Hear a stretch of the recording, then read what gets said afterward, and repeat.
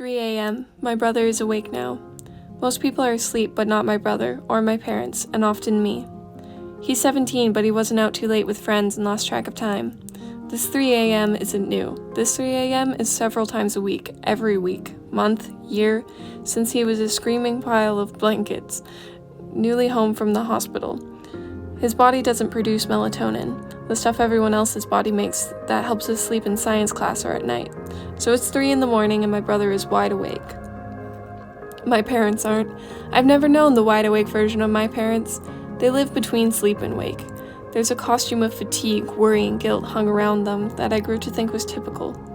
Any parents of a newborn will tell you how sleep and sanity are no longer reality, only a dream tucked into overlong blinks. Except my brother is not new. And the blinks are quick because danger is everywhere. They shuffle and spin from unhelpful doctor to Captain Obvious therapist to hospital after hospital in search of answers, questions, and information.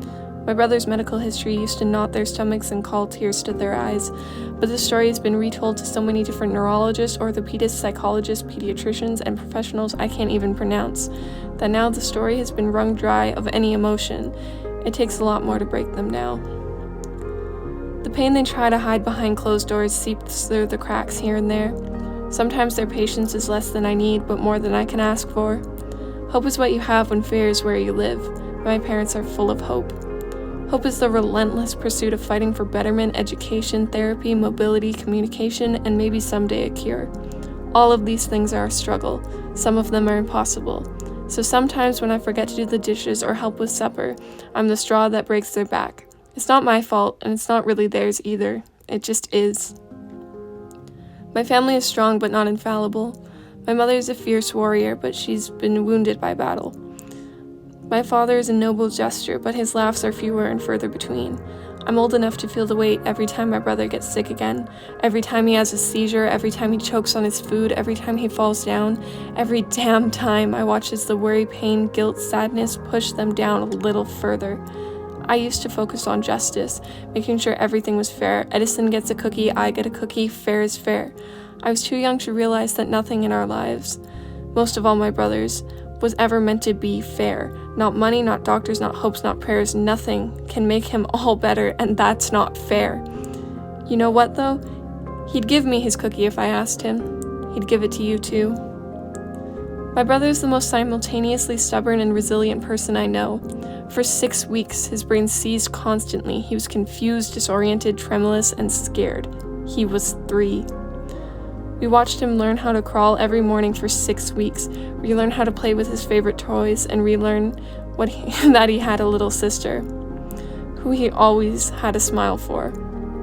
He would fall flat on his face with tremors or convulse on the floor, bite through his lip, but he would always smile when he saw me.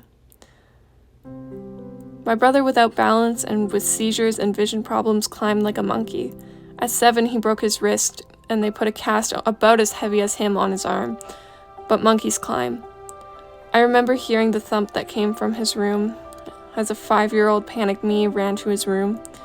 He was laying there with a broken arm and a newly broken shoulder, sprawled on the floor, and he smiled when he saw me. He had to be in so much pain, but no one was going to stop him from being him. I aspired to be that determined. He's had times where he's forgotten how to walk, how to hold onto a glass, how to eat, how to swallow, but he always smiles when he sees me. He's been forced through blood tests, operations, cramps, illnesses, and monthly injections, but he never forgets to smile when he sees me. A lot of people talk about Edison, hardly ever anyone talks to him. And when they do, they treat my 17-year-old brother like a toddler or a doll or a problem to be solved.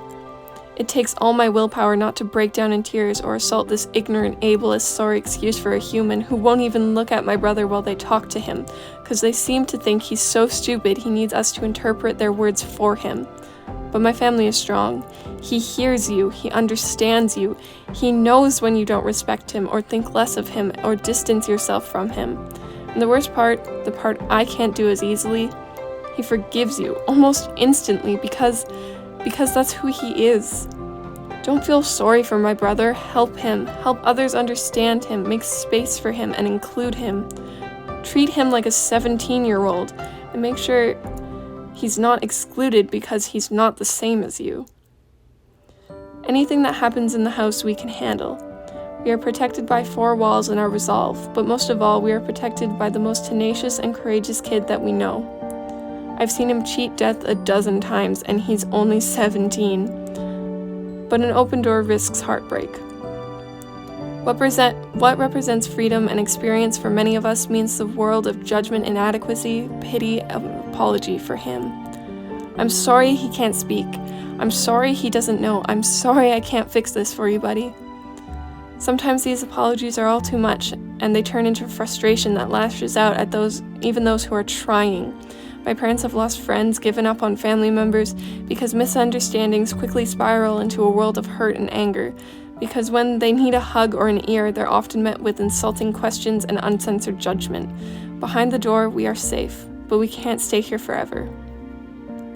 My mother's heart breaks every time her own mother expresses how sorry she feels that our family has to go through all this, and it breaks again when she sees my youngest brother gallivanting around with my grandfather, doing all the things my older brother never had the ability to.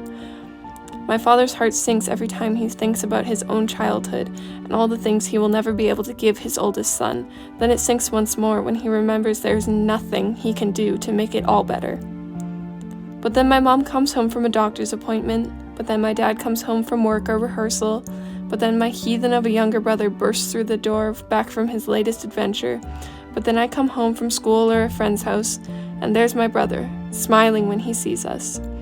All the hurt, all of the frustration, all of the confusion, shame, exhaustion, heartbreak walks right out the door when we see my brother's perfect, infectious smile, hear him laugh, or see him dance around the room causing mischief.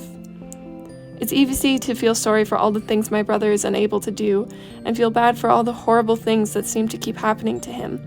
I sometimes catch myself falling into that trap, mourning all the conversations I'll never get to have with him.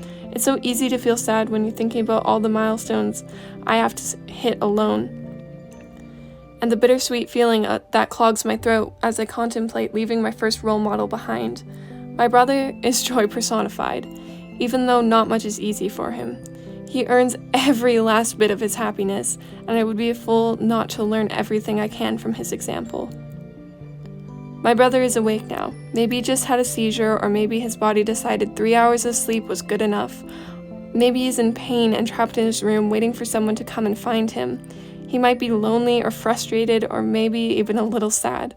But we know that when we open his door and check on him and give him a hug, and my parents wonder what the future of our sleep-deprived family is at 3 a.m, yes, even at 3 a.m, my brother will be smiling when he sees us.